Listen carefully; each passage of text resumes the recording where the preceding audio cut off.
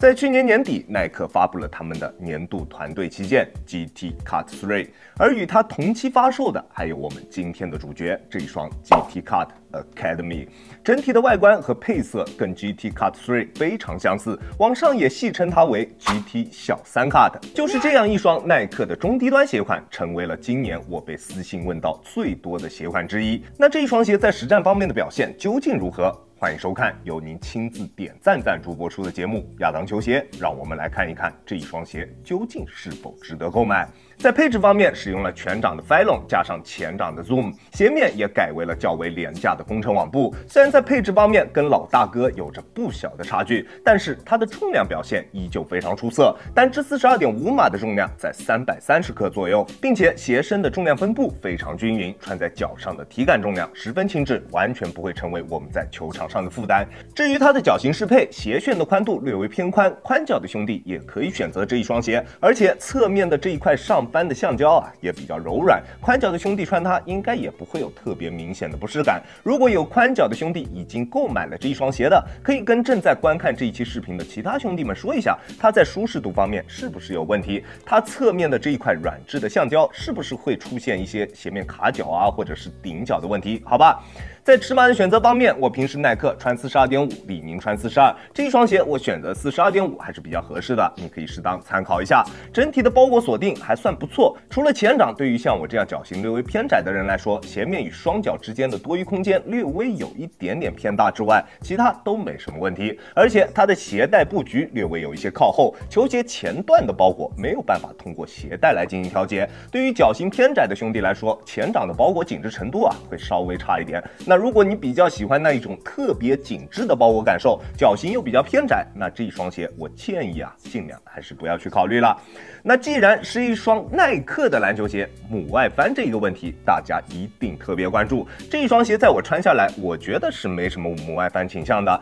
我从头到尾穿它都没有感觉到任何来自球鞋对于我大脚趾的挤压。当然这也可能是因为我的脚型略微偏窄，所以并没有感觉到。那如果你是宽脚，我还是建议你尽量先去试穿一下，再决定是否要购买这个鞋款，好吧？而它的整体锁定表现我还是非常满意的，虽然它的前掌鞋楦对于我来说略微有一些偏宽，但是在实战的过程中，它的整体动态锁定完全没有问题。在变向或者侧向蹬地的时候，脚在鞋内基本上不会出现什么位移的情况，在急停急起的时候也不会出现顶脚趾或者是掉跟之类的现象。尤其是在它后跟处的锁定，这一双鞋的后跟锁定做得非常棒，拉紧鞋带之后，后跟处的鞋面能够牢牢地锁住你的脚踝，鞋脚一体性非常出色。而在拥有出色包裹锁定的同时，它在强度方面也同样有着不错的表现。它的鞋面在外侧的受力点位置加了几道车线，并且还有着一块软质的橡胶材料进行进一步的补强。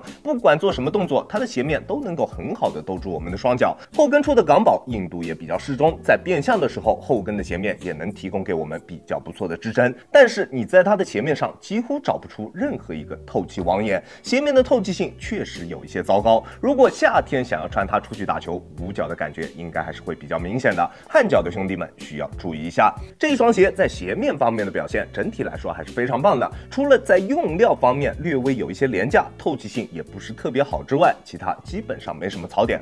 还是不错的。而它的中底就是非常典型的低分高能选手，配置不高，但是整体的表现确实非常不错。中底的重心并不算低，场地感表现并不是特别出色。追求极致贴地感的兄弟们，这双鞋你们应该不会喜欢。好在它使用的是全掌的 Phylon， 让它在反应性方面得到了保证。在发力蹬地的过程中，脚底下的感觉非常直接，不会有任何的泄力感出现。但是同时也就注定了这一双鞋不会有太好的缓震表现。虽然刚上脚的时候我们能感觉到它的中底脚感好像还挺不错的，但是这都是它较厚的鞋垫所带给大家的假象。前掌的脚感确实还不错，前掌的 Zoom 放置的方式跟以往的放置方式都是不太一样的，它是一条竖着放的 Zoom， 提升了整一个前掌的脚感，但是后掌的脚感就真的差了些意思，缓震也不是特别好。我180斤的体重，在单纯用脚后跟着地的时候，震感十分明显，对于缓震有一定定要求的兄弟们，这双鞋我都不推荐你们购买。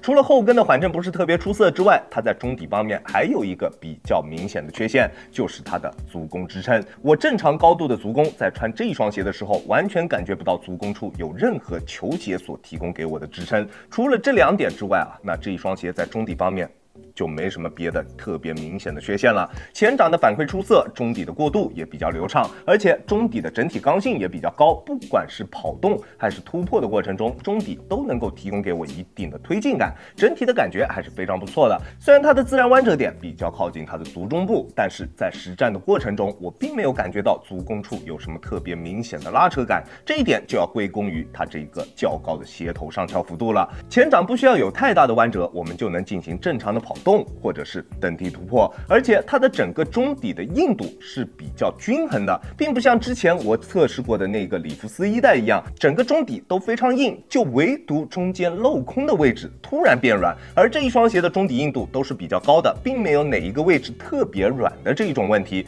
你不去刻意的弯折，几乎没有办法把它给弯过来，硬度非常高。担心这一点的兄弟们可以放下心来，好吧？而它的稳定性表现只能算比较一般，虽然前掌的大底面积非常的宽大，中底材料的硬度也比较高，但是不算低的中底重心加上较窄的后跟以及弧形的外底造型，在做防侧翻测试的时候，把脚往边上去撇，我感觉不到任何球鞋对于我双脚的修正，稳定性是没什么问题的，穿上之后不会有什么不放心的感觉，但是防侧翻表现真的比较一般，一旦你的双脚有崴过去的趋势，球鞋不会提供给你任何的修正力度，这应该是这一双鞋身上最大的一个问题。如果想要穿上它愉快的去实战，还是需要有一定脚踝力量作为基础才 OK 的，好吧？当然，这样的设计能让它拥有更为出色的灵活性表现，不管往哪个方向移动都不会有特别明显的阻滞，有那么一点点欧文在耐克时期所推出的那种篮球鞋所能带给我们的那种感觉。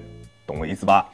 至于它的大底抓地表现确实非常不错，在干净的场地上面能够做到想停就停的水平，而且对于灰尘的敏感度也并不是特别高，在有灰尘的场地上面打球，也只需要时不时的用手去擦拭一下鞋底，脚底下就能拥有够用的抓地力。耐磨表现也比较优秀，不过打水泥地的话，我觉得还是会有一些困难。虽然纹路的深度还算不错，橡胶的硬度在硬度计的测试下，度数也能达到70以上，但是它的纹路啊，确实略微有一些偏细。我觉得啊，只要不是粗制的水泥地，它应该都可以驾驭。这一双鞋亚当球鞋主观评级 B 减，这一双鞋就是一双非常典型的耐克中低端实战鞋款，实战表现还算不错，但是你在这一双鞋身上找不到任何惊喜的点。同样，它也没有什么特别明显的短板，除了后跟略微有一些硬，防侧翻也不是特别出色之外，其他基本上没什么问题。它就是这样一双无功无过的篮球鞋。如果放在耐克的阵营里面，它确实还不错，毕竟在这个价位段能够选择的耐克篮球鞋真的不是很多。